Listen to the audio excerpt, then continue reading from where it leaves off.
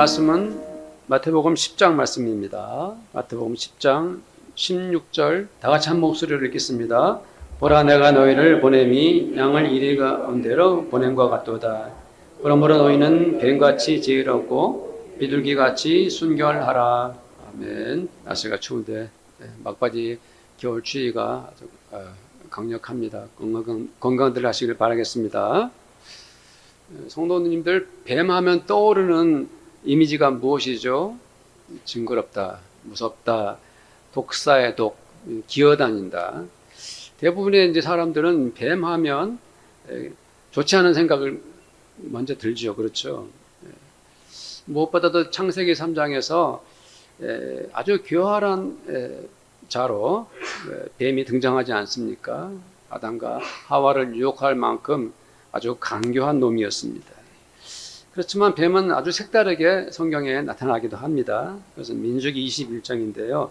민수기 21장 4절에서 9절에 보면 이스라엘 사람들이 하나님 앞에서 원망하면서 불평하다가 하나님께 심판을 받습니다. 하나님께서 불뱀을 내리셔가지고 그 사람들을 물려 죽게 만들죠. 그래서 이스라엘 사람들이 후회하고 뉘우치면서 모세에게 하나님께 간절히 기도해서 이 불뱀을 떠나가게 해달라고 이렇게 기도를 부탁하자 모세가 하나님께 또 간절히 기도해서 하나님께서 그 불뱀을 들게 하시고 장대 위에 불뱀을 만들어서 매달게 하시죠. 그래서 그 장대 위에 불뱀을 본 자마다 다 살아나는 사건이죠. 근데 중요한 건 예수님께서 이 민수기 21장 이 사건을 인용하여서 말씀하셨다는 것이죠. 요한복음 3장이죠. 14절 15절 말씀 한번 읽어보겠습니다. 시작. 모세가 광야에서 뱀을 든 것 같이 인자도 들려야 하리니 이는 그를 믿는 자마다 영생을 얻게 하려 하심이니라. 아멘. 뱀은 사악하고 간교한 존재지만 한편으로는 십자가에 돌아가신 예수님을 상징적으로 보여주기도 합니다. 저는 이 마태복음 10장 16절 말씀을 묵상하면서 참 고민을 많이 했습니다. 사실 제가 애를 태운 까닭은 주님은 어떤 의도로 그 시대의 사람들에게 뱀처럼 지혜로워라 이렇게 말씀하셨을까라고 생각을 하니까 제가 참 애가 탔습니다.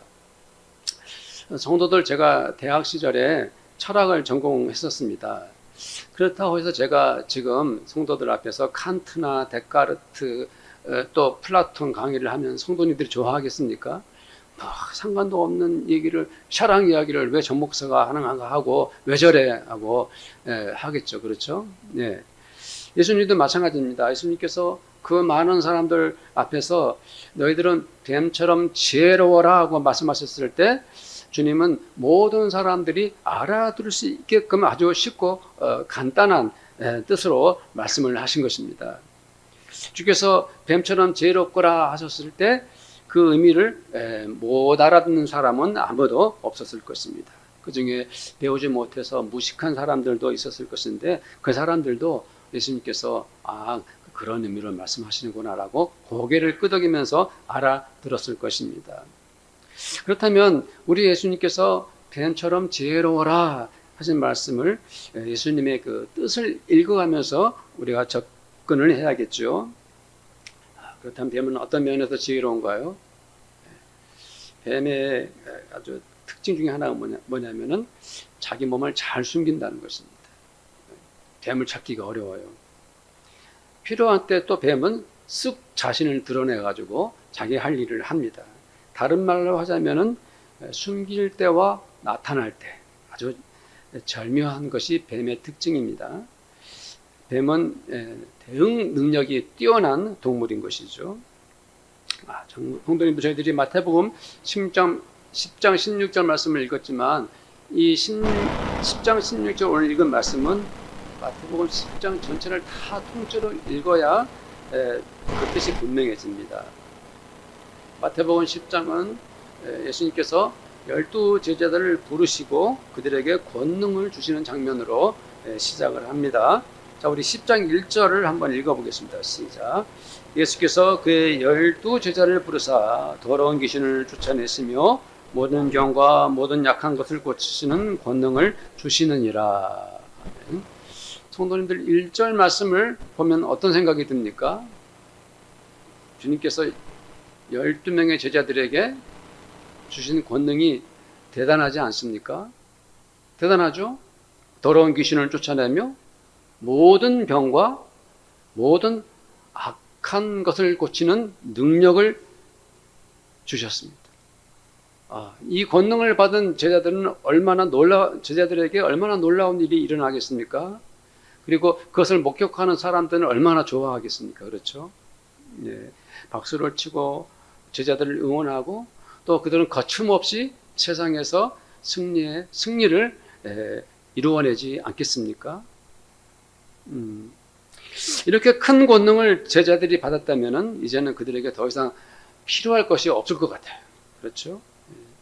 주님이 주신 그 능력으로 그냥 하나님 나라를 위해서 충성하면 다 잘 될 것 같습니다. 모든 일이 형통할 것 같습니다. 왜냐? 귀신을 쫓아내고 모든 병과 모든 약한 것을 고치는 능력을 받았기 때문이죠. 그렇다면 주님은 제자들에게 이렇게 큰 능력을 주셨는데 왜 또 뱀같이 지혜로워야 한다라고 말씀을 하셨을까요? 우리나라 청년들 상당수가 법학도나 의학도가 되기를 원합니다. 왜 그럴까요? 그 이유는 분명하죠. 안정된 직업을 갖게 되고 또 돈을 많이 벌 수 있죠. 물론 나라의 정의나 병든 사람을 치료하겠다는 그런 사명감을 갖기도 하겠지요. 그러나 막상 법관이 되거나 의사가 되고 나면 그들이 그렇게 상상했던 정말 모든 일이 다 잘 풀리고 법조인으로서 의사로서 마음껏 자기 뜻을 펼칠 것 같지만 그러나 많은 어려움이 그들에게 기다리고 있는 거죠. 고된 근무 시간은 물론이고 법조인으로서 의사로서 소신껏 일하고 싶어도 자기들이 뜻과는 상관없이 많은 어려움이 따라옵니다. 때로는 선배들의 압력이 있고 구조적인 부조리가 있고 그리고 어쩌면 그 밖에 많은 난관이 기다리고 있는 거죠.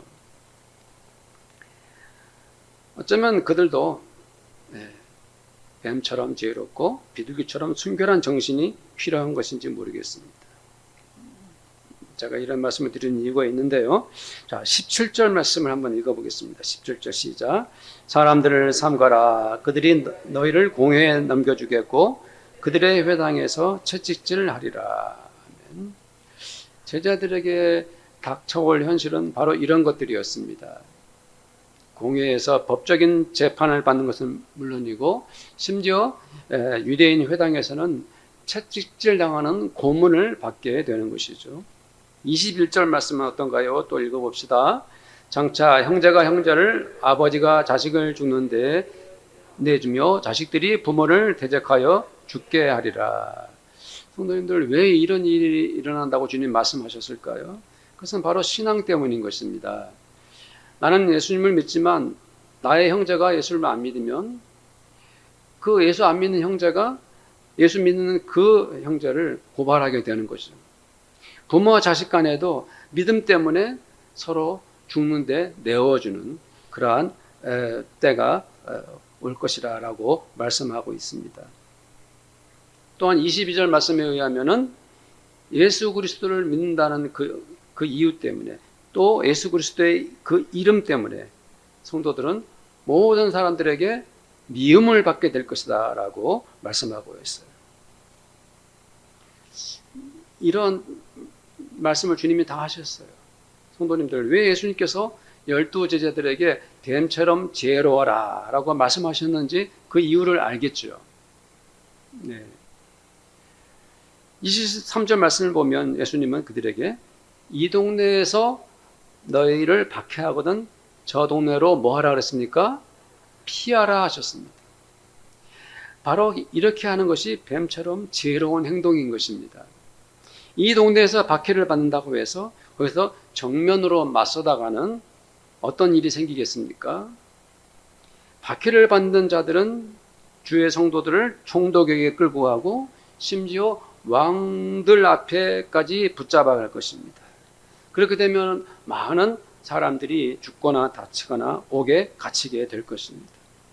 주님은 그들이 환난을 만날 때 그대로 다 고스란히 당하지만 말고 피할 때는 피하고 숨을 때는 숨어야 한다고 말씀하고 계신 것입니다. 왜 때로는 숨거나 피해야 할까요? 그 이유가 무엇입니까? 그것은 복음을 전하는 그 자체가 중요하기 때문입니다. 하나님 나라를 위해서 주 예수의 말씀을 전할 때 가능한 한 지혜롭게 다치거나 잡히지 말고 혹은 목숨을 잃지 않고 살아남아서 다시 복음을 전해야 하지 않겠습니까?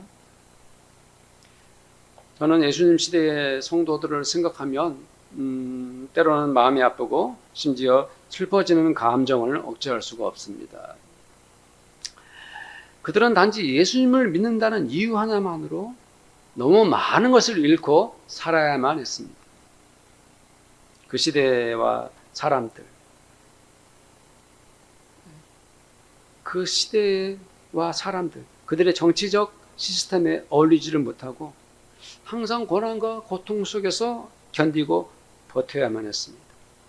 그 성도들이 정말 얼마나 안타까운 삶을 살았겠습니까? 언제 끝이 날지 모르고 마지막 희망도 손에 잡히지 않는 그런 인생을 살아야 했을 그 초기 기독교의 성도들은 얼마나 힘이 들었겠습니까? 정말이지 그들에게는 뱀처럼 지혜로운 능력이 있어야만 했습니다. 주님은 제자들에게 그 지혜를 갖추라고 말씀하여 주십니다. 이리들이 득실거리는데 순진한 양처럼 그냥 그들에게 먹잇감이 되어서는 안 된다고 주님이 말씀하신 것입니다. 그것이 바로 복음을 전하는 사람들이 갖춰야 할 대처 능력인 것이죠.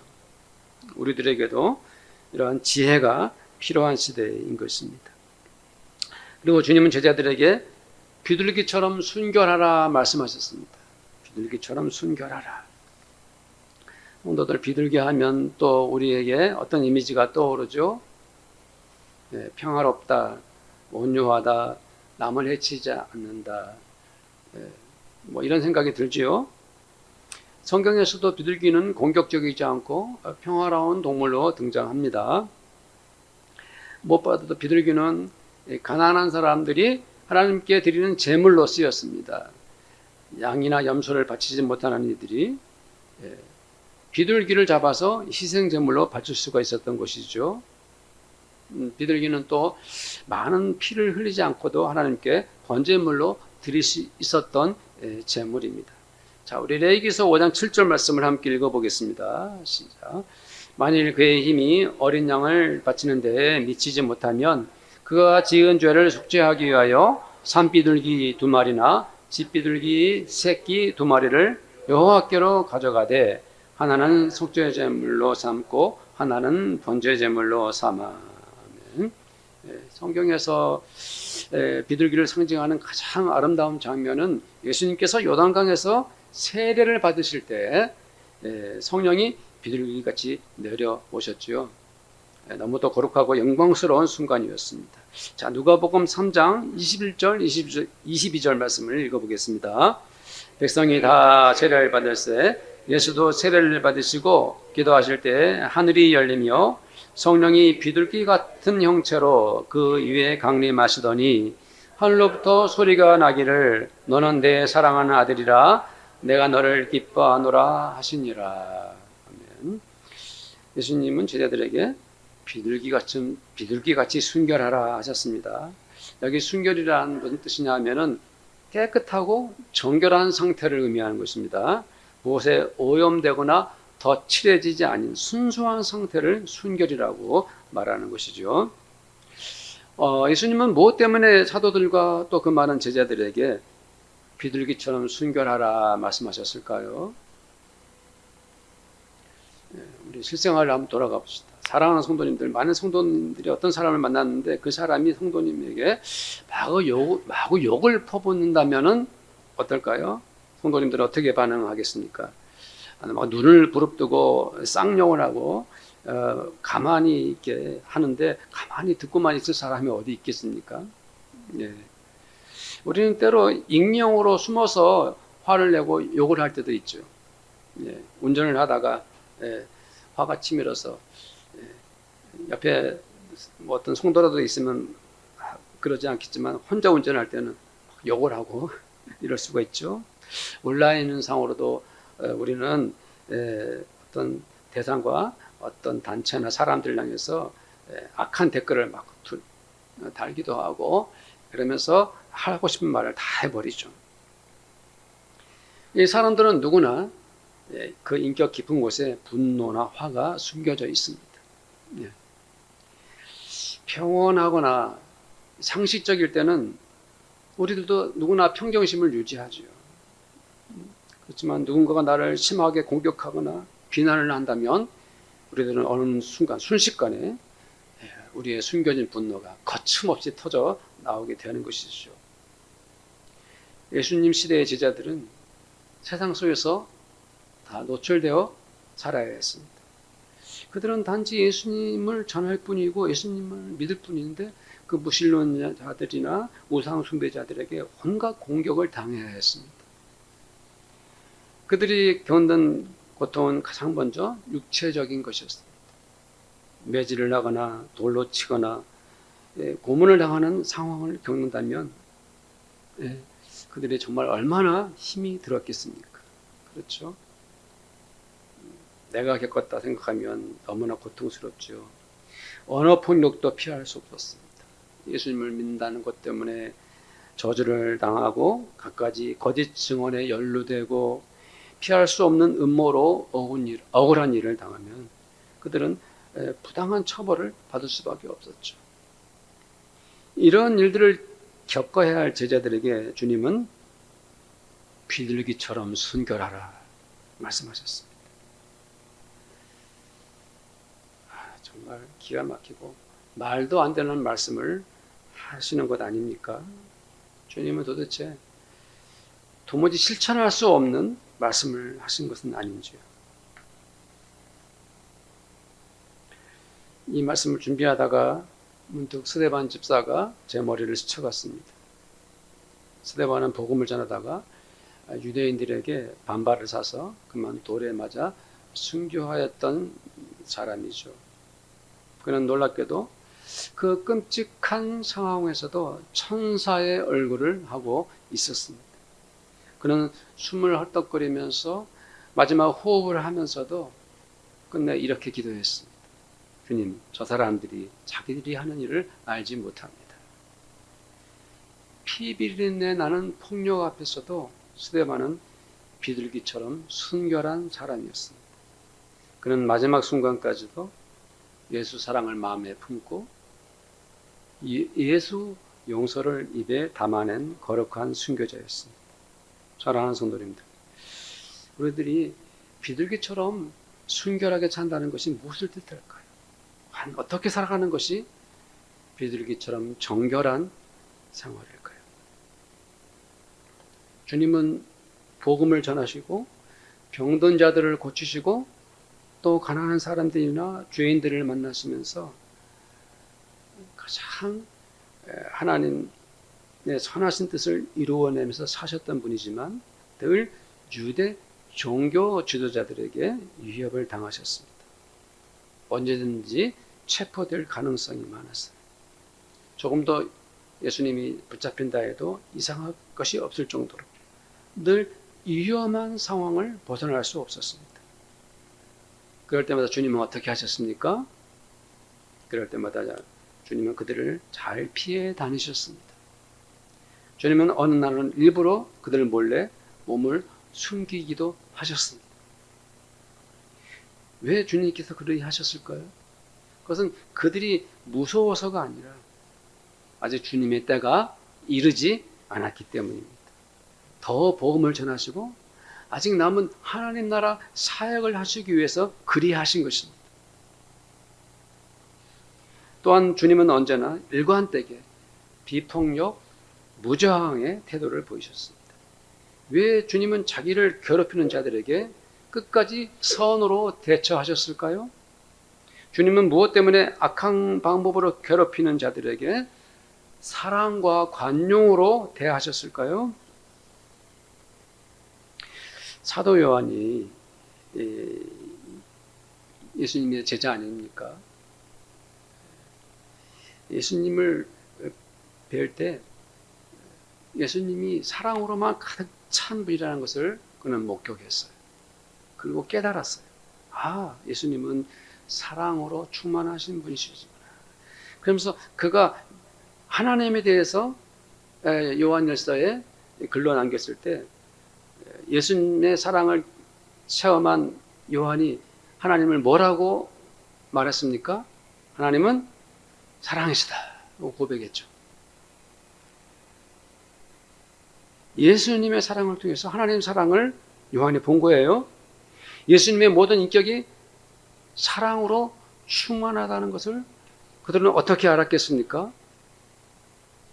그것은 당연히 제자들은 예수님이 사셨던 그 삶, 그 자체를 다 경험했기 때문입니다. 예수님은 평생 사는 동안 사람을 사랑하는 것, 또 사람을 용서하는 것을 몸소 실천하신 분이십니다. 그 사랑과 용서의 극치는 바로 십자가에서 돌아가실 때였습니다. 거짓과 음모, 그리고 모든 종교적 권력에 의해서 억울하게 십자가 죽음을 당하시면서도 주님은 결국 사랑과 용서를 이루어내신 분이십니다. 십자가 죽음의 사건은 예수님이 얼마나 순결하고 거룩하신 분인지를 가장 명확히 보여주는 것입니다. 주님은 당신이 가지신 그 사랑과 용서의 인격, 그 성품 그대로 제자들에게 말씀하신 것입니다. 너희들은 이 약한 세상에서 비둘기처럼 순결하여라. 제가 이런 경험을 했습니다. 그날 그 모임은 기독교인들만 모이는 자리였어요. 그러나 그들 사이에서 어느 두 분이 큰 말다툼이 있었습니다. 한 분은 선배고 한 분은 후배였습니다. 그 선배가 대놓고 후배를 소리치고 나무랐습니다. 그 후배는 공개적으로 모욕을 당했다고 생각을 했습니다. 그 후 그 두 사람은 어떻게 되었을까요? 나중에 미안하고 용서하고 화해를 했을까요? 아니면 두 사람의 관계는 깨지고 말았을까요? 저도 그 자리에 있었습니다. 두 사람의 관계는 그 후로 끝이 나고 말았습니다. 화를 낸 선배도 다 이유가 있었습니다. 모욕감을 느낀 후배도 충분히 할 말이 있었습니다. 중요한 건 두 사람 사이에는 용서나 사랑, 이해나 관용 이런 것들을 찾을 수 없었다는 것입니다. 우리는 왜 주님께서 우리들에게 뱀처럼 지혜로워라 하셨는지, 왜 우리에게 비둘기처럼 순결하라고 말씀하셨는지 마음속 깊이 깨달아야 합니다. 성도들 생각해 보십시오. 주님은 제자들에게 말씀하실 때 그들에게 너희들 수도원에 들어가가지고 돌을 닦아. 그래서 그 수도원에 들어가서 지혜를 배우고 거룩한 그러한 순결의 도를 깨달아라 하고 말씀하지 않았어요. 그들은 주님이 주신 권능으로 세상으로 뛰어들어 복음을 전해야 했습니다. 그들은 주님이 주신 능력으로 세속의 사람들의 병을 고쳐야 했습니다. 그들은 그렇게 주님의 사랑을 실천해야만 했습니다. 그들은 결국 사람을 만나고 사람들과의 관계를 겪어야 했습니다. 뱀처럼 지혜로운 것도 비둘기처럼 순결한 것도 다 사람들 사이에서 일어나는 수많은 사건들 속에서 우리들이 몸소 행동해야 할 것들인 것입니다. 사랑하는 성도님들, 하나님의 말씀이 참 은혜롭다. 오늘 나는 정말 은혜를 많이 받았습니다 하는 것에만 만족하지 마십시오. 때로 그것이 우리를 함정에 빠뜨립니다. 우리는 늘 그 말씀을 내 개인의 생활에 가져다 놓아야 하는 것입니다. 하나님이 주신 은혜를 나의 사적인 공간에 접붙여야 하는 것입니다. 내가 지금 만난 이 상황에서 나는 어떻게 하나님의 말씀을 실천할까 하고 스스로 선택해야 합니다. 화가 치밀어 오를 때도 마찬가지입니다. 억울한 순간도 똑같은 거죠. 모욕감을 느낄 때도 우리는 결정해야 합니다. 기분이 나빠서 견딜 수 없을 때도 우리는 선택해야 하는 것입니다. 성도들, 한 가지 예를 들어보겠습니다. 잔잔한 호수에 큰 돌을 한번 던져보십시오. 어떻게 됩니까? 고요하던 물가에 첨벙 소리가 나고 시끄럽게 아주 요란스러워지죠. 물은 거칠게 출렁거리고 그 파문은 저 멀리까지 퍼져갑니다. 그것이 바로 우리들의 마음입니다. 고요하던 내 마음에, 평화롭던 나에게 누군가가 돌을 던졌으면 내 마음이 어찌 요동치지 않겠습니까? 요동치는 것은 자연스러운 현상이에요. 그러나 그 순간을 잘 견뎌야 합니다. 물리적 시간이 필요한 겁니다. 필요하죠. 시간이 잠시 흘러가야 합니다. 그러면 그 호수는 다시 뭐해집니까? 잠잠해집니다. 그 순간 내 분노와 내 감정을 잘 견뎌내는 것이 지혜로운 결단 아니겠습니까? 그리고 그 인내의 끝에는 비둘기처럼 순결한 하나님의 은혜가 내려오는 것입니다. 주께서 끝내는 사랑과 용서를 이루어내신 것처럼 우리들도 주님의 용서와 사랑을 실천할 수 있는 그 은혜와 기쁨을 경험하는 것입니다. 사랑하는 성도님들, 이 세상이 참으로 어둡고 악합니다. 우리 그리스도인들이 살기 참 힘듭니다. 네, 이럴 때 우리가 하나님께 기도해야 됩니다. 하나님, 이 악한 세상에서 나에게 지혜를 주옵소서 하고 기도하십시오. 죄악과 불법, 미움과 증오가 가득한 이 땅에서 우리들에게 비둘기같이 순결한 백성으로, 거룩한 사람으로 살기를 주님께 결단하십시오. 우리 빌립보서 2장 15절 말씀을 함께 새번역 성경입니다. 한번 읽어보겠습니다. 시작. 그리하여 여러분은 흠이 없고 순결해져서 구부러지고 뒤틀린 세대 가운데서 하나님의 흠없는 자녀가 되어야 합니다. 그리하면 여러분은 이 세상에서 별과 같이 빛날 것입니다. 아멘. 하나님 우리에게 지혜를 주시고 정결한 마음을 주옵소서라고 함께 기도하겠습니다. 하나님 아버지, 저희들을 불쌍히 여기시고 긍휼히 여겨주셔서 주님, 이 세상 가운데서 우리들이 정말 악하고 어두운 세상 가운데서 살아갈 수 있는 지혜를 주옵소서. 복음을 전하고 하나님의 사람으로 살아갈 때 주님, 이 세상은 살기 힘듭니다. 저에게 지혜를 주옵소서. 아버지 하나님, 참으로 주님께서 주시는 지혜, 말씀의 지혜, 은혜의 지혜를 저희들에게 주시옵소서. 그래서 우리가 어떻게 살아야 할지, 어떻게 행동해야 할지 가르쳐 주옵소서. 깨닫게 해 주옵소서. 어리석은 자가 되지 말게 하시고 미련한 자가 되게 하지 마시고 우리들에게 지혜를 주셔서 올바로 아버지 적응하고 올바로 살아갈 수 있도록 길을 열어주시옵기를 간절히 바라고 원합니다. 하나님 아버지, 우리에게 아버지 하나님 비둘기같이 성결하고 깨끗한 마음을 주옵소서. 정결한 마음을 주옵소서. 아버지 하나님, 참으로 우리는 순결한 백성들이 되어야 됩니다. 이 악한 세상에 오염되지 않고 이 세상 가운데 끌려다니지 아니하고 아버지 하나님 거룩한 백성으로서 아버지 하나님 정결하고 성결한 깨끗한 하나님의 자녀로서 우리가 살아가야 합니다. 은혜를 주시고 능력을 주옵소서. 성결한 백성으로 살아갈 수 있는 힘을 주시옵소서. 아버지 하나님, 우리들에게 이러한 믿음과 은혜를 베풀어 주옵소서. 부족한 저희들입니다. 연약한 저희들입니다. 아버지 하나님 도우시옵소서. 정결하고 깨끗한 백성이 되어서 아버지 하나님 은혜 가운데 성령께 이끌려 살아간 저희들 되기를 원합니다. 주님 이끌어 주옵소서. 감사하며 예수님의 이름으로 기도드립니다. 아멘.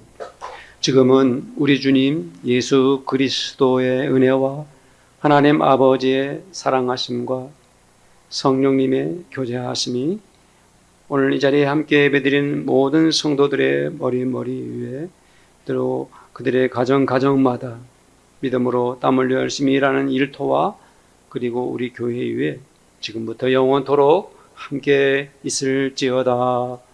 아멘.